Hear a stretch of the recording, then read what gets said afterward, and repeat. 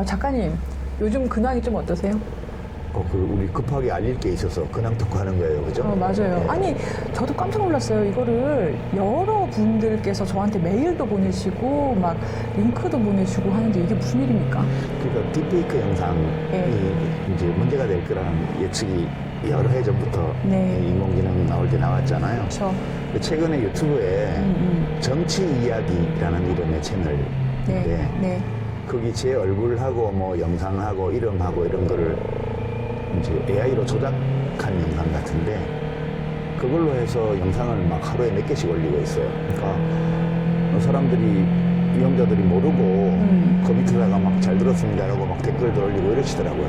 근데 그게 가짜 영상이거든요. 제가 그 영상을 저도 제보를 받아서 봤더니 유시민 작가님이 실제 말씀하시는 것처럼 그 영상을 하고 그걸 더빙, 유시민 작가님 그거랑 비슷한 AI로 더빙을 했는데 그 내용은 본인이 쓰는 거예요. 유시민 작가님 말한 게 아니라. 네. 그러니까 가짜 영상이고 딥페이크 영상인데 대부분 내용은 뭐 정치 비평하고 이런 내용이긴 하지만. 주로 윤석열, 김건희 뭐 욕하고 이런 내용들이에요. 근데 제가 그거가 일단 법적으로는 개인정보법 위반이 되고요. 왜냐면 그렇죠. 생체 정보를 활용해서 작가님 그런 말씀 하신 적이 없는데. 제가 하지 않은 말을 제가 한 것처럼 AI로 합성해서 그러니까 하고 있어서 다 불법이에요. 이제 그 자체도 법 위반이지만 이게 지금은 그냥 왜 하는지 모르겠는데 그냥 조회수가 몇십만도 나오고 이러니까 돈을 벌려고 하는 것 같다 이렇게 생각할 수도 있겠지만 이게 뭐 제가 가끔 비평을 하고 이러는 사람인데 네.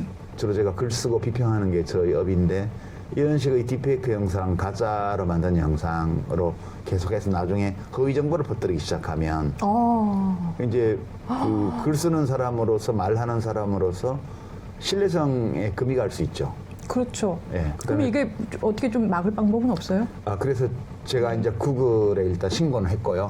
잘하셨습니다. 예, 그다음에 한쪽으로는 구글에 계속 우리 이 시민들이 신고를 하셔가지고 맞아요. 이런 딥페이크 영상을 올려서 목적이 돈이든 또는 뭐 다른 어떤 목적이 있든 간에 이런 걸 못하게 그렇게 구글에다가 알려줘야 되고요. 그다음에 우리 조수진 변호사가 저를 대리해서 네. 예, 구글 코리아에 뭐 보낼 거예요. 네. 이런 거 있으니까 귀하들이 채널 플랫폼 운영자로서 적절한 조치를 해라, 필요한 조치를. 네. 그런 거를 보낼 예정이고요. 네.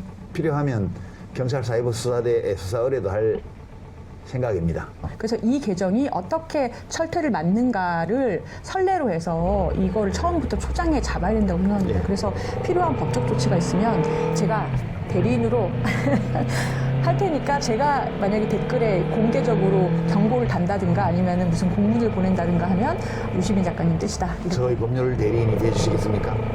예스. 알겠습니다. 이제 그렇게 하시고 이 영상 클릭하지 마시고요. 신고 많이 하시고요. 예, 그리고 주변에 또 많이 알려주시고. 네, 필요한 작업입니다. 예, 그렇게 해주십사 해서 오늘 갑자기 요 짧은 근황 토크를 해서 네. 이 시청자 여러분께 보내드립니다. 그리고 제가 요새 비평을 대선 끝난 뒤로 안 하고 있기 때문에 거기 오셔가지고 여기서 보니까 반갑다 이런 댓글도 많이 남기시던데 아유, 그렇더라고요. 저 보시고 싶으면 금요일 저녁 7시에 알리오 북스로 오시면 매주 만날 수 있습니다. 맞습니다. 오로지 알릴레오에서 예. 뵙겠습니다. 이준석이 나옵니다. 마삼중이라 그래가지고 마이너스 3선 중진 이건 너무 심하다. 일베와 나경원이 연결됐다면 템코는 이제 이준석이 있다. 또 하나 담당 일진을 하는 대상이 있어요. 이렇게 진중권. 퇴물 악플러거든요.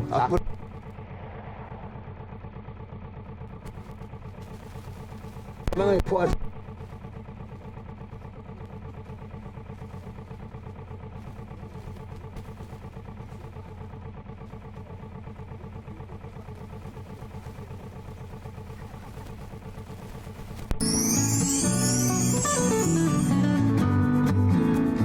여러분 안녕하세요. 알릴레오 북스 사이버 내란 2부로 돌아왔습니다. 오늘도 유시민 작가님 그리고 황희두 작가님 모시고 이어서 이야기 나눠보도록 하겠습니다. 이 책에 이제 4부로 가면은 이준석이 나옵니다. 이제 우리 황 작가님하고 뗄래야 뗄 수가 없는, 그리고 또 하나 온라인 커뮤니티를 얘기하자면은 이 정치인의 키보드 워리어 정치인으로서의 성장과 한계를 얘기하지 않을 수가 없는데, 대선 토론에서는 혐오의 언어를 그대로 내뱉고 본인 그 사과도 이렇게 반성도 안 하고 최근에는 근데 뭐 대통령 저격하느라고 또 본인 글 쓰고 이러고 있어요. 이준석 의원에 대해서는 우리 황희주 작가님이 전문가이시기도 하고 계속 제가 페이스북 친구인데 계속 글을 너무 계속 올리시면서 저격을 계속 잘 하시더라고요. 그러니까 책의 한 챕터로 아예 신랄하게 지금 다루고 있어요. 근데 내가 그 전에 황희두 이사가 자꾸 마삼중이라 그래가지고 그건 너무 심한 거 아니냐고 마이너스 3선 중진 이건 너무 심하다. 총선 전에. 네, 총선 전에. 그런데 이제 현역 의원이 당선이 됐잖아요. 그래서 또 이제 마사중 될 거라고 또 막 그러시더라고. 그런데 이렇게까지 이준석 씨를 이라는 정치인을 표적으로 해서 열심히 싸우는 특별한 이유가 있을 것 같아요. 한때 제가 이게 속아서 빠졌던 그 흑역사라는 이유가 제일 크고 두 번째는 제가 원래 그 이전에 나경원이라는 정치인을 많이 비판했습니다. 나경원 씨도 그 표현의 자유를 얘기하면서 일베 폐쇄를 반대했던 사람이에요. 네. 근데 정작 그래놓고 본인은 그 나베라는 댓글 달았다고 네티즌 무더기로 고소했었거든요. 그러면서 그때 당시 이제 어떤 얘기들을 했었냐면 광주일보 문재인 정권 때 그렇게 욕하면서 일베 언어를 제도권으로 끌어온 사람입니다. 저는 정보 유통 창구에 관심을 가진 입장에서 여기 이제 음지에서 놀 때까지는 그래 그럴 수 있지 뭐 이건 자유인데 근데 이걸 제도권으로 가져오는 순간 문제 달라진다라고 저 보는데 그런 식으로 이제 일베와 나경원이 연결됐다면 펜코는 이제 이준석이 있다. 그래서 사실 저는 인간 펜코라고 보고 그래서 이제 제도권으로까지 끌어온 거 안 된다. 펜코를 인간으로 만들면 이준석이다. 딱 이준석이 나옵니다. 그거 영어로는 인카네이션이라고 그래요. 그죠? 화신. 화신. 네, 그 펜코의 화신. 고급져요. 인카네이션하고 펜코. 네네네. 그러면 황희두 작가가 보는 이준석이라는 정치인은 한마디로 어떤 사람이다? 저는 키보드 워리어라고 생각을 합니다. 키보드 워리어. 이게 과거에 제 경험이 떠오르더라고요. 그러니까 이준석이라는 정치인을 쭉 보는데 제 10대 시절에 그 사춘기 약간 흑역사가 가득하던 시절 있잖아요. 그때가 되게 많이 떠오르고 근데 그거를 나이 40 먹고 요즘은 뭐 영포티라고 하면서 민주당 지지자들 비난하던데 그 사람이 영포티거든요. 마흔이지 이제. 네, 이제 마흔이고 대학가 다니면서 막 젊은 척하고 그러다가 이제 뭐 펜코 끊으라고 망신당하고 딱 그 해당되는데 그러한 그 키보드 워리어의 실체를 좀 알려야겠다 그런 생각을 많이 했습니다. 그래서 딱 보는데 그러다 보니까 파해법들이 보이는 거죠. 왜냐면 어떻게 보면 이제 저랑 거의 비슷한 그 생각들을 하는 사람인 것 같고 근데 이제 저는 그게 어렸을 때 그런 흑역사고 지금 뭐 대통령을 한다면서 그 짓을 하고 있으니까 이건 좀 끊어줘야겠다. 그 요컨대 이준석이라는 한 자연인을 미워해서라기보다는 네. 미워하기도 하지만 오로지 그 이유라기보다는 아까 이제 펜코를 하신 인간 펜코라고 말했는데 그냥 음지에 서 있으면 크게 해롭지 않게 하위 문화로 이렇게 우리가 그냥 그 관찰하고 지켜보는 것으로 충분할 수 있을 그런 문화를 양지로 끌고 와서 정당성을 부여하고 좋은 것처럼 하고 이렇게 하고 있는 것 때문에 그러는 거지 꼭 자연인 이준석 이어서 그런 건 아닌 거죠? 네, 그렇죠. 이 이유가 조금 더 큽니다. 51대 49. 아, 그렇구나. 둘 다가 있구나. 너무 정말 솔직하세요. 책임에도. 제가 아까 마삼중 말씀 주셔서 왜 그럼 그렇게까지 했냐 뭐 네. 그런 말씀 좀 드리자면 뭐 책에 좀 쓰긴 했지만 너무 심한 말이잖아, 맞아. 근데 제 입장에서 당시에 그 이해찬 대표님을 건드리더라고요. 제가 또 이해찬 대표님을 되게 존경하는 분인데 7선이셨고 한 번도 선거에 진 적이 없는 그럼요. 7.7승을 예. 그쵸. 어디 입에 올립니까? 7.7승이고 여기는 이제 0승 3패인데 한마디로 근데 본인이 그때 그 훈수를 두는 거예요. 그러니까 그 평소에 숭하게 맞지 않는 이준석 씨가 능력주의에 따르면 그쵸. 있을 수 없는 일이지. 맞습니다. 능력주의 딱 저도 그 세계관에 따라서 이렇게 대응한 거거든요. 그래서 본인이 맨날 능력 거리니까 그래 그럼 이렇게 보면은 딴 사람도 아니고 이해찬 대표님한테 본인이 얘기할 상황은 아니잖아. 그래서 본인 마이너스 3선 중진인데 뭐 그렇게 선거에 신인 척하냐 라고 이제 얘기를 하면서 몇 번 이제 좀 반응을 보였더니 어느 날 이제 페이스북 차단을 하더라고요.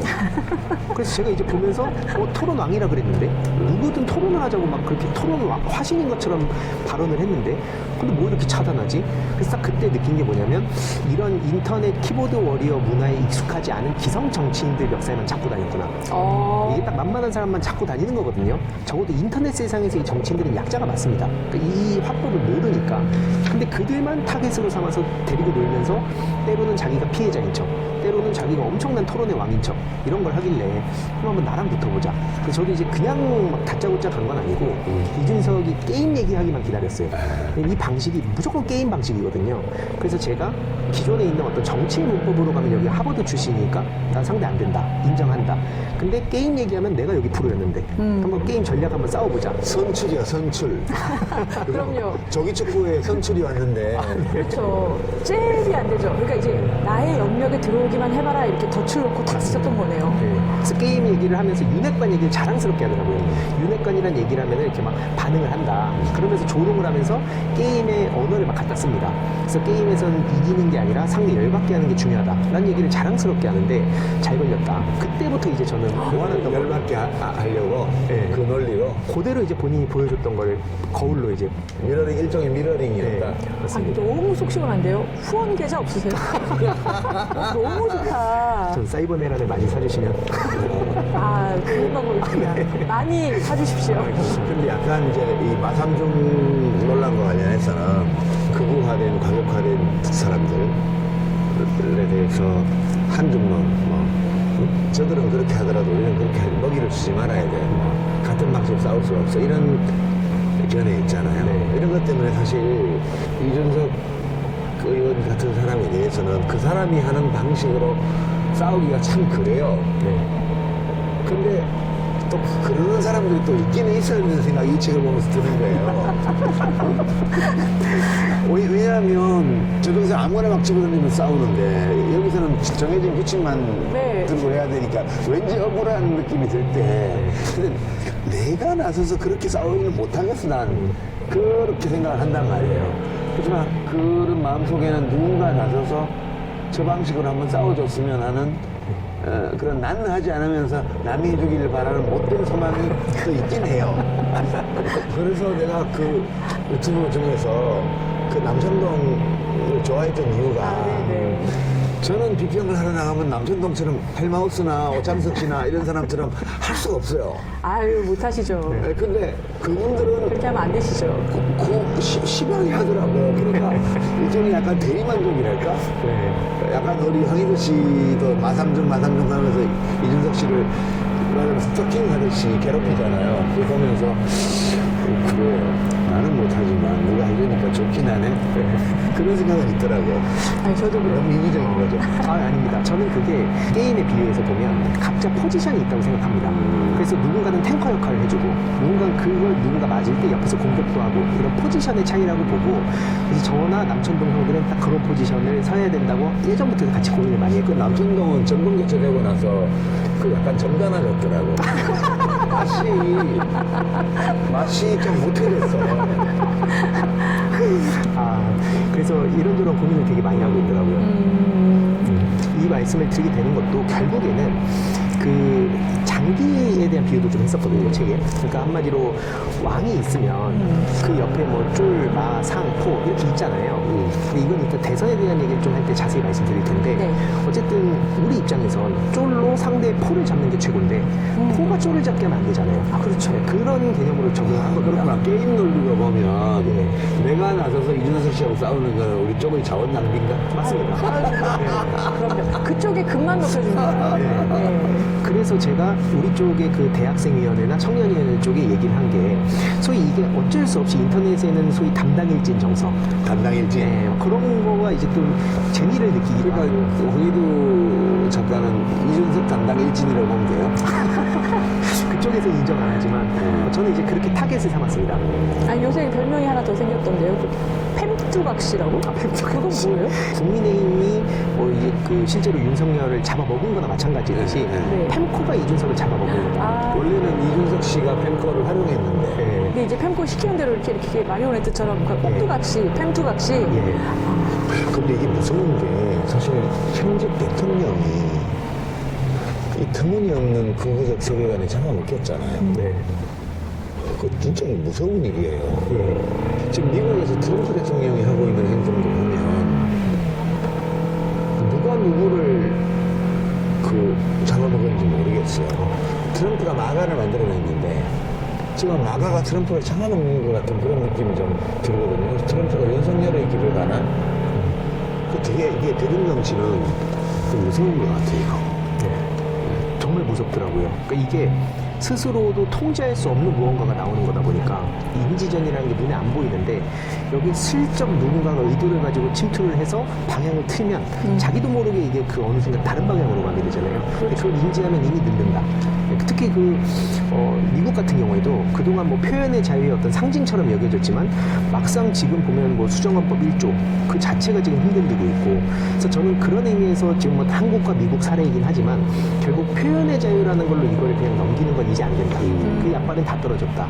그런 의미에서 이재명 대통령께서 최근에 그 현중 집회에 대해서 표현의 자유라는 얘기가 나오니까 그 깽판이지 무슨 깽판이다, 영업방해다라고 하신 게 단순히 그냥 이렇게 속 시원한 말씀이 아니라 이건 그동안에 있는 어떤 철학 자체를 뒤집는 발언이라고 생각합니다. 그래서 결국엔 이게 책임지는 자유로 가야 된다. 근데 자유에는 책임이 따른다는 얘기는 심지어 펜코에서도 하거든요. 근데 정작 그게 어디서도 이루어지지 않았는데 이제는 이 책임지는 자유의 시대로 가고 있는 게 아닌가? 그쪽으로 서서히 가고 있다는 느낌을 좀 많이 받습니다.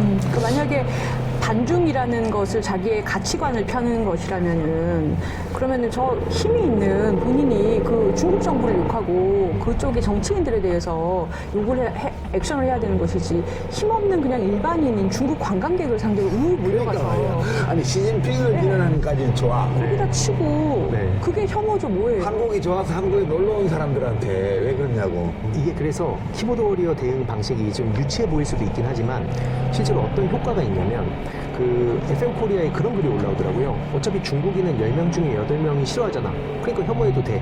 이게 뭐 80%가 뭐 당연히 말이 안 된다고 보지만 어쨌든 그렇게 얘기를 했잖아요. 그럼 이게 함중은 나빠 뭐 이런 거 아무리 얘기해봤자 의미가 없고 딱 보면 이제 그 여론에 대한 얘기인 거잖아요.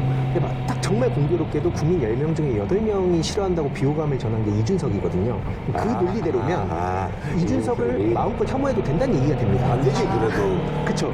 안 되는데 그걸 주장하는 사람한테 황희도만 해야지. 다들 하면 안 되지. 그 사실 이걸 하자는 건 아니고 그렇게 딱 댓글 남기면 이 사람이 사라집니다. 그 얘기를 못 하게 돼요. 그 얘기를 하는 겁니다. 펜코에서 혐중 발언이 있으면 그러면 너네 논리에 따르면 이준석도 혐오해봐. 네, 우리가 그럼 혐오해도 되겠네? 라고 하면은 딴 얘기로 넘어가요. 그렇게 무기를 하나하나 봉쇄하는 게 전 중요하다고 보는 겁니다. 그러니까 이제 아까 한 말이 219쪽에 있는데 우리가 절로 상대 포차를 잡아야 되는데 왜 저들의 절을 우리의 포로 잡고 있는가? 네. 기가 왜 막힙니다. 저들의 절이 우리의 포를 잡고 있는가? 이 얘기인데 그러니까 이제 이거는 우리 황희두 작가가 자신을 상대의 포나 차를 잡는 절로 내 포지션을 게임에서 가져가겠다 그런 뜻이잖아요. 맞습니다. 근데 사람들은 자기가 게임의 지휘자가 되고 싶어 해요. 근데 내가 상대방의 포를 잡는 절이 되고 싶은 게 아니고 우리 쪽의 절을 움직여서 상대방의 포를 잡게 하는 게임의 설계자가 되고 싶어 한다고요.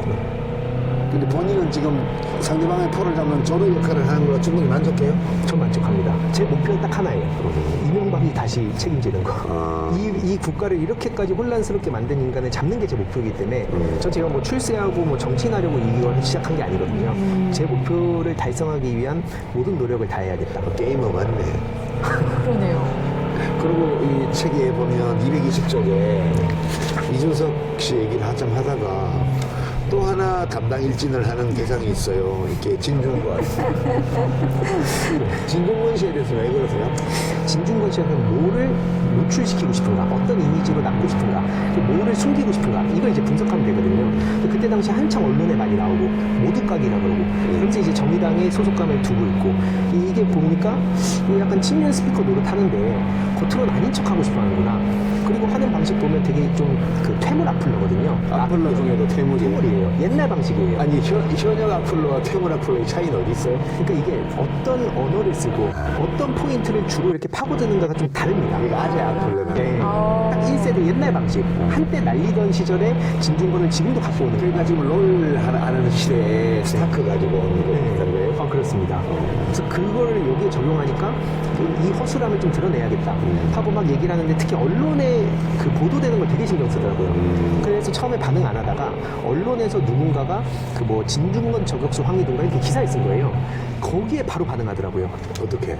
뭐 개나 소나 뭐 진중권 저격수라 그러고 이런다고.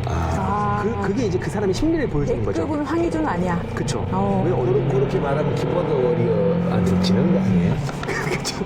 그래서 사실 저는 그때 게임 끝났다고 생각을 한 겁니다. 게임으로 치면. 이 순간 이제 여기는 이길 수 없는 싸움을 한 거죠. 그래서 원래 그때 제가 준비했던 건 그래 한번 그럼 나랑 한번 붙어보자. 그래서 나는 그때 당시에 좀 다른 대학생들 준비된 이런 청년들이 있으니까 그 친구들 붙여줘야겠다. 이거 홍보를 역으로 우리가 쓰는 거죠. 원래 개나 소나 다 저격수냐 이렇게 말할 때 개나 소급이라는 얘기잖아. 아, 그쵸. 근데 원래 개나 소는 상대를 안 하지 자기가. 아, 그쵸. 근데 상대방 보고 개나 소나 다 김준문 저격수냐라고 말하는 거는 상대방이 개나 소로 안 보이는 거지 지금. 아, 상대를 한 거니까요. 네. 왜냐면 개 소를 상대하지는 않거든. 그쵸. 맞습니다. 그렇게 또 심리가 걸리죠. 1848년 이탈리아를 시작으로 프랑스, 독일 등 유럽 전역에서 시민의 힘으로 정권이 교체된 이른바 1848년 혁명. 유럽 근현대사의 거장이자 1차 세계대전의 발발 원인에 관한 표준 저작 목류병자들의 저자 크리스토퍼 클라크는 신작 혁명의 봄에서 1848년 혁명을 진정으로 유럽 전역을 아우른 유일한 혁명이라고 정의합니다. 프랑스 대혁명, 러시아 혁명보다 큰 연쇄 효과를 가져왔다는 것이죠. 당시 자유주의, 사회주의, 보수주의 등 다양한 사상이 부딪히며 유럽은 완전히 달라졌습니다. 새로운 세상을 향한 시민들의 뜨거운 열망뿐 아니라 혁명을 지켜내려면 어떤 고민이 필요한지 현실적인 통찰까지 담긴 책, 혁명의 봄입니다. 1848년 이탈리아, 프랑스, 독일, 오스트리아. 그해 왜 그렇게 많은 나라가 한꺼번에 폭발했을까?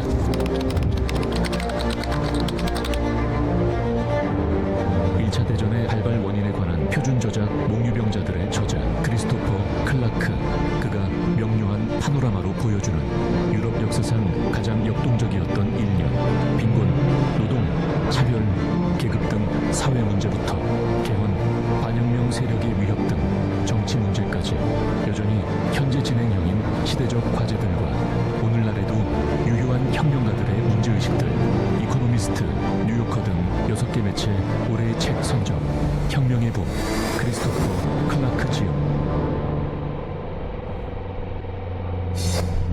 본인은 다른 방식으로 지금 뛰어들었지 않습니까? 진중권을 상대하는 방식이라든지 이준석을 상대하는 방식이라든지 황희도 작가님이 볼 때 우리 민주진영의 문제점이 뭐라고 생각하세요? 소위 저쪽은 사이버 컨트롤 타워 같은 걸 만들어서 군사작전 하듯이 움직이고 반면에 이제 저희는 너무 개별적으로 싸우는 것 같다는 생각이 들었습니다. 왜냐면 그러면 안 된다고 생각하니까. 저쪽의 군 정보기관, 그리고 국정원, 그리고 사이비 종교의 특징을 보면 여기는 되게 수직적이고 그리고 되게 폐쇄적이고 그리고 신속합니다. 상명하복. 위에서 누가 뭐 링크 가서 뭐 신남성연대가 나와서 야 여기 좋아요해 댓글 남기면 우르르 가잖아요.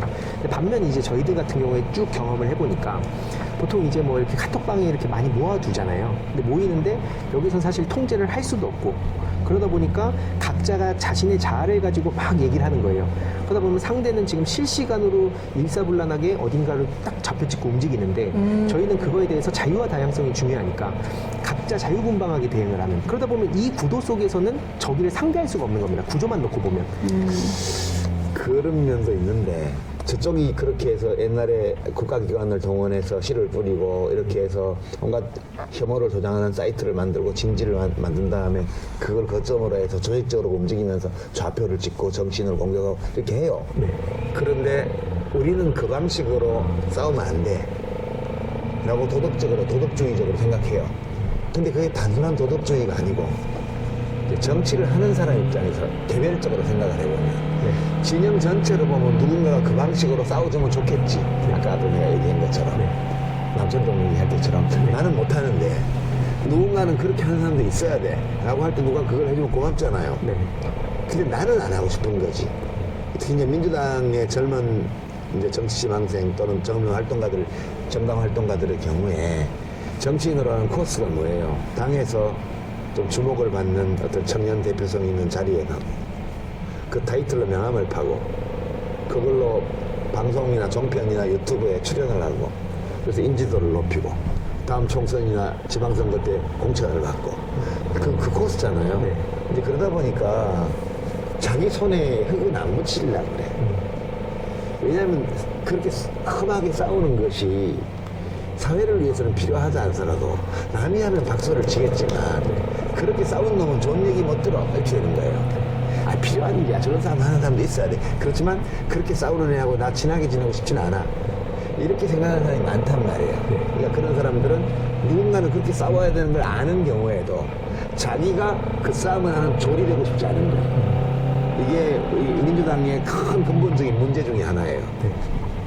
그렇게 자기 손에 흙묻히면서 싸우는 사람을 귀한 줄 알아야 되는데 필요할 때는 칭찬해 주다가 그 싸움이 끝나고 나면 터키 사냥 끝나면 개를 잡아 삶아 먹는 것처럼 다 내친다고요. 저는 민주당이 극복해야 되는 중요한 문화적 결함 중에 하나 거기 있다고 생각을 하고 이제 황희두 작가가 이 책을 쓰는 동안에 마음속에 그 문제에 대한 불만을 느꼈을 것 같아. 말은 안 하지만. 정확합니다. 느끼셨습니까?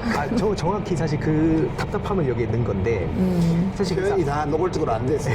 네. 그게 사실 그 구조에 대한 걸 앞에 말씀드리고 이어서 하고 싶었던 얘기가 뭐냐면 말씀하신 거에 완전 동의하고 그 구조를 관심을 안 가지는 거에 대해서 저는 너무 답답한 거예요. 그러니까 왜 이 구조 말씀드리냐면 결국에는 이 카톡방을 많이 만들어서 얼마나 많은 사람들이 모였는가가 성과가 되는 것 같고 사실 이거 관리도 안 되거든요. 근데 그걸 가지고 내가 이만큼 모았다. 심지어 뭐 교육을 하겠다. 그럼 제가 묻고 싶은 게 뭐였냐면 이 상태에서 교육을 하면 할수록 자아가 더 강해지면 강해지지 약해지지 않거든요. 근데 그럼 전체적인 이 싸움 판에 대해서 관심을 가지고 이런 얘기하는 건가? 아니면 그냥 방송이나 어디 뭐 연설 같은 거 할 때 멋있는 얘기만 하는 건가? 이 생각을 되게 많이 했었어요. 딱 구조를 놓고 봤을 때 신남성연대 한 명만 딱 놓고 보더라도 여기는 우르르 와서 좌표를 찍고 공격을 하잖아요. 그러면 소위 내가 합리적이고 뭐 중도 확장성이 있고 막 다 고려를 한 상태에서 얘랑 싸우려면 그럼 내가 누구를 데리고 같이 싸울 수 있는 거지? 이게 해법이 없는 거예요. 근데 방송 나와서 좋은 얘기는 다 하고 그리고 막 남들에 대해서도 소위 막 강성 지지자가 어쩌고 혹은 막 누가 무리수를 뒀냐면 이렇게 욕은 하는데 막상 본인은 다수가 무슨 일이 있었는지도 모르는데 가끔씩 연락 와서 이것 좀 해명 좀 해달라고. 그럼 제가 또 그 연락을 받으면 뭐 사람들이 이슈가 있는지도 모르는데 근데 자기 억울한 거는 그렇게 막 해결해달라 그러면서 앞서서 싸운 사람들에 대해서는 얘가 이럴 줄 알았어. 너무 과격하니까 이제 언젠가 사고 칠 줄 알았어. 사고 칠 줄 알았어. 이러는 거예요. 우리 쪽의 졸로 상대방의 포를 잡아야 되라고 말하는 사람이 필요한 게 아니고 그 포를 잡으러 가는 졸이 필요한 거예요. 네. 그 상대방의 포차를 잡으러 가는 졸이 많은 세력이 성공해요. 우리 쪽의 졸이 상대방의 포를 잡는데 우리 졸이 안 다치고 잡겠어요 그거를? 다치죠. 이 졸도 다치게 마련이에요. 네. 그럴 때 이 다친 졸에 대해서 수고했다고 욕봤다고 이렇게 해줘야 되는데 졸이 다치면 버린단 말이에요. 다쳤으니까. 이제 그렇기 때문에 자기가 졸이 안 되려고 그러는 거예요. 그러니까 이거는 우리가 독립투사들을 국가유공자로 잘 대우 못하는 거하고 비슷한 거예요. 왜 이렇게 말만 하냐 하면 말을 하지 말고 싸움을 하라는 거예요. 제대로 된 싸움을. 내가 뭐 싸움 좋아하는 사람 같은 게 아니고 사회를 위해서 필요한 일을 자신이 상처 입을 위험성을 무릅쓰고 하는 사람이 많아야 그 세력이 잘 돼요. 근데 보면 다 이렇게 하면 안 돼요, 저렇게 하면 안 돼요, 저렇게 해야 돼요, 저렇게 해야 되고 하는 사람만 백날 많아봤자 그 전투는 못 이기거든. 네. 그러니까 그 20대 총선을 왜 졌냐?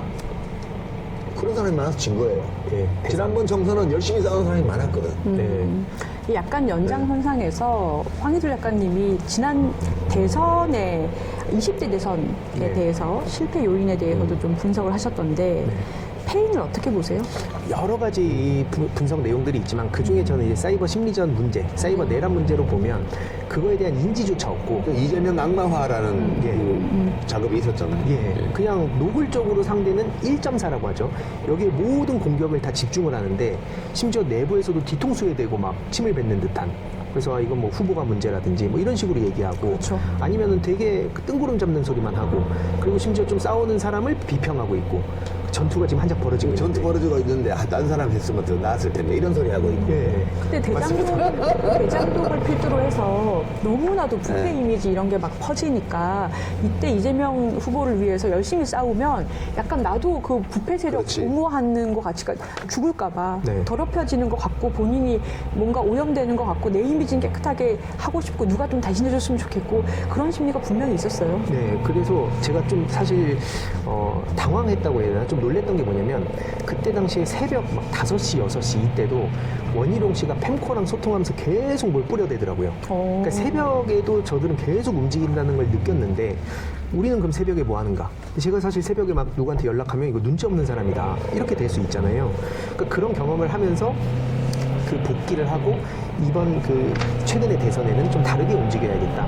그래서 별동대라는 거를 저는 되게 중요하다고 생각하는 게 이것도 이제 스타크래프트에서 좀 쓰는 언어긴 하지만 그러니까 한마디로 대규모 전면전이 벌어지는 게 전 대선이라 봅니다. 모든 걸 영끌해서 이제 최후의 전면전을 하는 게 대선이라면 살짝 한 부대 정도 병력을 빼서 상대 깔짝깔짝대는 게 있어요. 이게 뭐 뮤탈리스크나 이런 병력들 빼서 뭐 견제를 하고 깔짝깔짝대면 이걸 냅두면은 야금야금 먹히는 거고 그걸 뒤집어 보면 저는 그렇게 저희가 당한 게 한중론이었다 보거든요.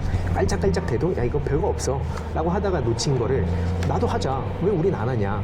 그래서 이제 그런 방식으로 대응을 하면서 그럼 상대방이 이제 변수가 생기잖아요. 그러면서 생각하게 만들어야 된다는 게 전 되게 중요하다고 봅니다. 이준석으로 만약에 한정해서 보면 펜코 지지자들은 그걸 그냥 올라오면은 조롱을 하든 이준석 의원을 찬양하든 바로바로 유통을 해요. 그래서 이걸 보면서 이거는 본인들이 판단하고 하는 게 아니라 그냥 즉각적으로 반응하는구나. 그래서 제가 그때 당시에 대선 때, 지지난 대선 때 이준석 의원의 페이스북 글을 단어만 바꿔서 돌려줬어요.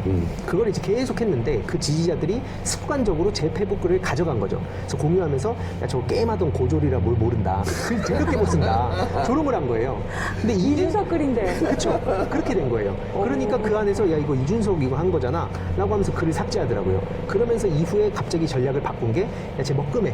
뭐 황희도가 뭔데 저 이준석이랑 같이 이렇게 비벼대는 거야? 이러면서 그냥 전략을 바꾸거든요.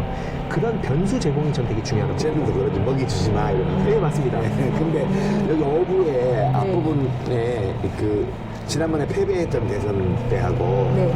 이번에 이긴 대선 때하고 우리 황희도 씨가 개인적으로 체험한 일들이 여기 있어요. 네. 상당히 흥미로웠어요. 그러니까 이제 방송에도 저쪽의 사이버 팀이 어떻게 움직이는지 이제 이재명 후보가 졌을 때 윤석열이 당선되었을 때 그때 커뮤니티 동향 그다음에 뭐 이재명 후보 사진을 어떻게 조작해서 온라인에 돌리는지 이런 것들이 실시간으로 움직이는 것들 다 관찰하고 있으니까 엄청 답답했을 거예요.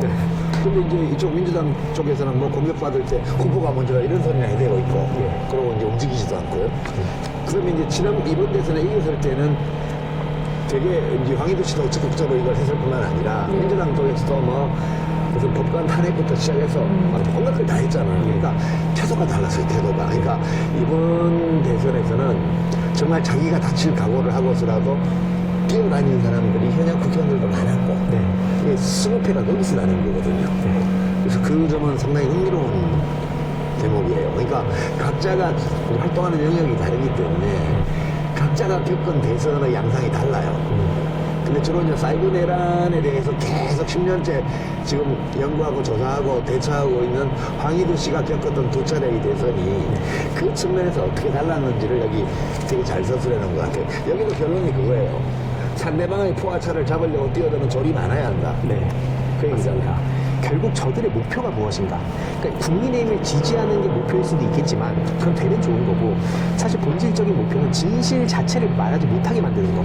진실을 말하는 사람을 공격해서 온갖 그냥 허위 정보들이 떠다니게 만들어야 결국 정치에도 관심을 안 가지게 되고 그럼 당연히 기득권들이 좋은 거고 그걸 유도하고 있다고 저는 생각을 합니다. 그러니까 그거 생각해봐요. 이재명 대표가 이긴 선거에서 그런 공격을 많이 받았지만 질 때 멸시와 조롱을 저도 어마어마하게 받았거든요. 온라인상에서.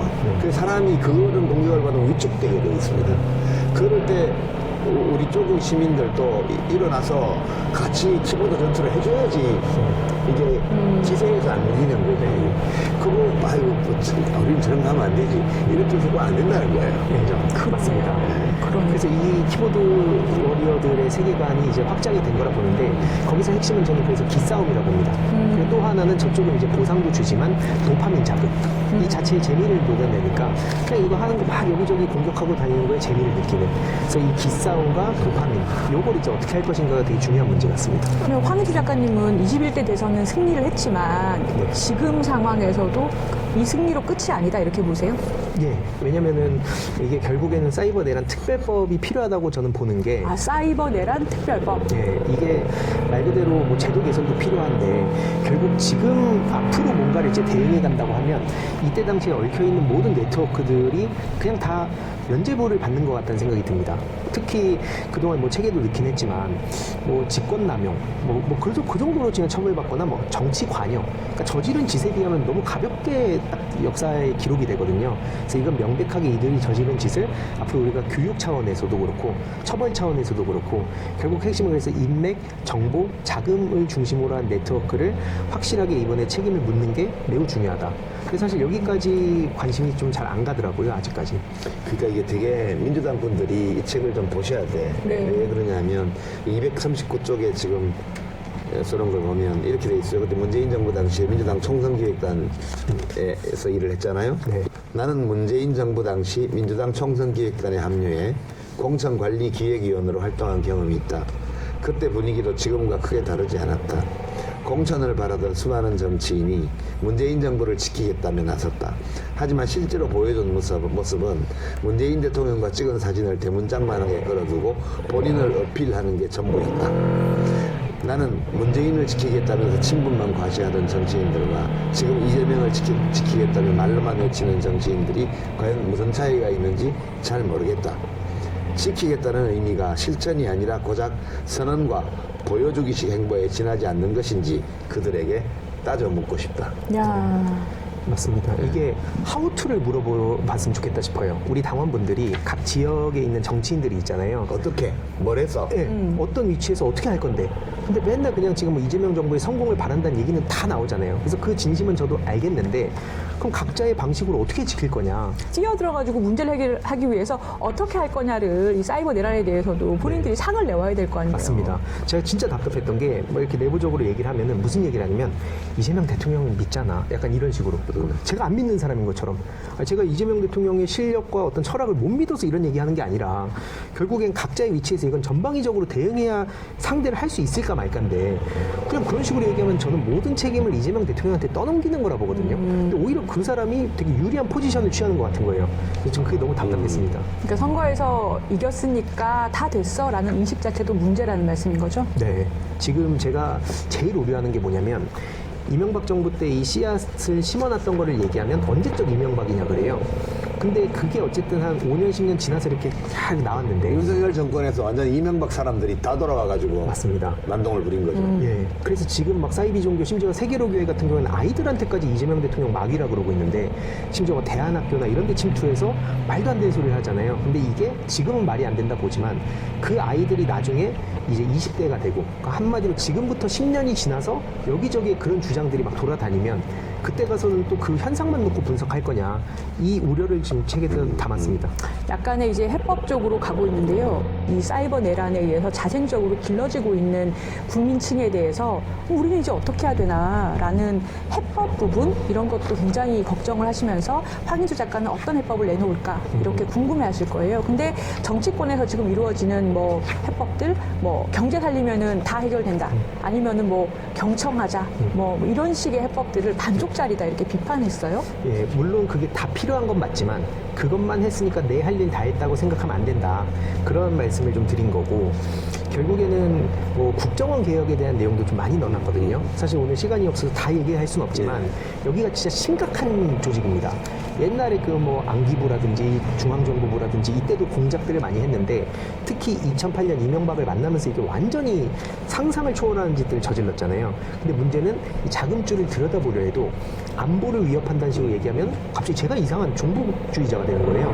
근데 이런 거 언제까지 당할 거냐 그런 지적을 좀 하고 싶은 거고 그거 말고도 사실 심리전 체계를 좀 재구축하고 뭐 사이버 관련해서도 거의 국정원이 다 지금 힘을 가지고 있거든요. 권력을 좀 분산시켜야 된다. 그리고 뭐 신원조사 문제나 뭐 조난자료 문제.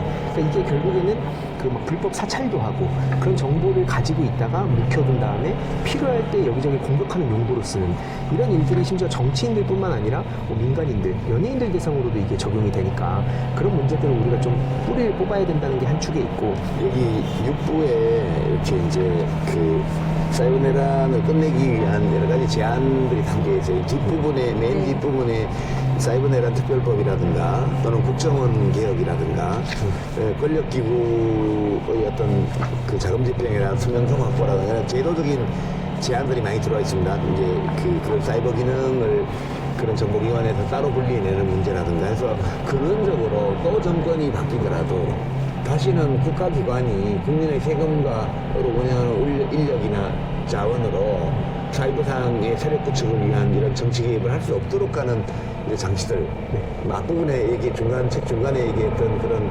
SNS상에서 법 집행 가능성을 개선하기 위한 독일이나 유럽연합 사례와 같은 그런 이제 그 법적 개선 이런 제안들도 다 들어 있습니다만 제가 좀 재밌게 본 거는